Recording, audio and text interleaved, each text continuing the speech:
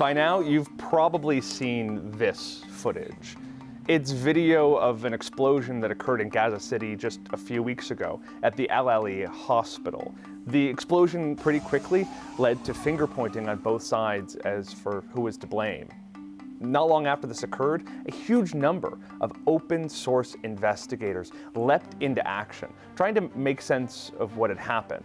They're part of a new generation of researchers, ones who use video, images, and all sorts of information scraped from the internet to try and make sense of crises, conflict, and general disaster. But these open source investigations, also called OSINT, they're a booming business, and they're increasingly being done by people with questionable tactics and whose affiliations can be really hard to pin down. While OSINT is getting a lot of buzz these days, it's not exactly new. It really is just a fancy way of describing anything gleaned from public or accessible sources. Back in the day, that might be consulting a security camera, or checking the phone book, or even just reading newspaper clippings. It was also the exclusive domain of spies. These days, that's not the case. The Intel Crab, yes. I am at Intel Crab on Twitter, Instagram, all the fun sites. Justin Ling is a student at the University of Alabama, Birmingham, but he's also a pretty experienced OSINT investigator. He's got more than 300,000 followers on X, or formerly Twitter. I do it out of interest, boredom, and curiosity. So walk me through your process a little bit. I try to find just, residents of an area, students, young adults, teachers that live in an area and see what they're talking about. 9 times out of 10, if there's been a substantial explosion or something truthfully awful and horrific, everybody in town is talking about it. This trend has been in the works for more than a decade, but OSINT investigations really came into their own in 2014 after Malaysian Airlines Flight 17 was shot down over Ukraine. We worked to piece together what happened by using various material gathered from the internet. It included photographs of military vehicles being transported through Russia and Ukraine, even the social media page of the soldiers involved with transporting the missile launcher to piece together their unit and who was involved with the transport. I'm Elliot Higgins. I'm the founder and creative director of Bellingcat, and I specialize in open source investigation. Higgins and Bellingcat have become basically the elder statesmen of the OSINT community. They're a really good example of not just how to do open source investigations, but how to do them well. So really it comes down to looking at how different bits of information are related to each other, both in the sense of what information in the image, the video, the photograph gives us more clues about where it was taken, what time it was taken, what it shows, but also related information. And that brings us to an understanding of what's happened. For the most part, this is a good thing. OSINT investigations have helped us better understand war and conflict. They've exposed evidence of Russian war crimes in Ukraine. They've given us aerial footage of Chinese mass detention camps. They've helped solve murders. They've exposed money laundering campaigns. But there's been a big change recently. Researchers at the University of Washington have been looking into how just a handful of accounts on Twitter have become what they call a new media elite, eclipsing professional journalists and the mainstream media. Mike Caulfield is one of the researchers who contributed to the project. When we looked at this set of 7 accounts, we found that they had achieved over the first 3 days of the Israel-Hamas war, they had achieved 1.6 billion views between them, 7 accounts. When we looked at billion with a B.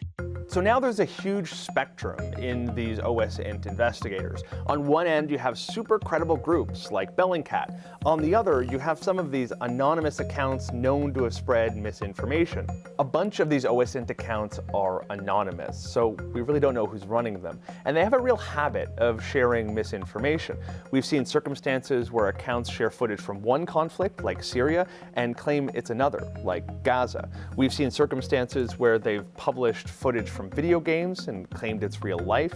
There have been instances where they've whipped up panic about a possible nuclear strike that was complete nonsense. And perhaps worst of all, the Russian government has been using OSINT tactics to try to deflect allegations of war crimes against their military. It's sort of a funhouse mirror version of OSINT.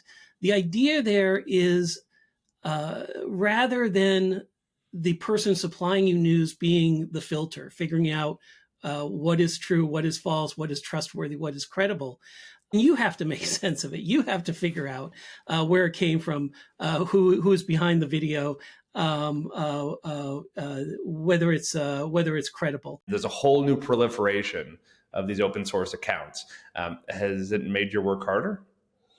It's not so much that it's made our work harder, it's made it more annoying, I would say, more than anything. I think the last few weeks with Israel and Palestine, it's been a particularly strong example of how things are going wrong. And I think a lot of the root cause of this is the fact that anyone can buy verified status, that gives them a kind of boost in the algorithm. With subscription accounts, people are encouraged to share as much content as possible to pick up followers who then will subscribe to their accounts. And it doesn't really matter if it's verified or not. What most people are looking for is something that reinforces their current opinions. This is a bigger problem than just a few bad Twitter accounts. After the explosion at the Al-Ali hospital just a couple of weeks ago, there was a huge amount of disagreement about what had happened. We had OSINT investigations from really credible outlets and some less credible outlets, many of which came to different conclusions about what had happened using different bits of information. The fact that there was no agreement on all these investigations led to some people alleging a cover-up or disinformation. How do you make sense of a conflict where you have different organizations coming to wildly different conclusions, relying on different evidence? I think this is a real problem. I mean, one of the issue is often they relied on the same evidence to make different conclusions. Sometimes I think it's partly a feature of misapplying certain techniques. So, for example, we had a crater at the site of the explosion, and often you can use craters to measure the direction of fire. And some people were doing that, but they hadn't, I think, accounted for the fact that if this was a misfired rocket, that this rocket may not be on a direct trajectory, and therefore you can't really establish the direction of fire from that. There has been some good work done, but I think in this specific example with the hospital, I mean, we've at Bellingcat have done a lot of analysis of this and reviewed the work of other people. And I would still say that's inconclusive, and people don't want to hear that. Now, a bunch of major news outlets, as well as the intelligence services of the US, Canada, and elsewhere, have come to the conclusion that the most likely explanation for the explosion was a misfired Palestinian rocket. While there might be a lot of noise, it's the work of people like Higgins and Peden that helps us make sense of a lot of this chaos. And there have been entire communities of OSINT investigators that have sprung up to try and make sure the information that's going out is verifiable and accurate. Think of it from a pure research perspective. If you're in medicine or science, one of the most amazing things about pure research is it is reviewed by peers. It is critiqued and put under the microscope, sometimes literally. It's far harder to label something like that misinformation when every step of that process is transparent. But clearly, news consumers and even journalists are going to have to be a little bit more skeptical and discerning the next time they stumble across one of these open source investigations online.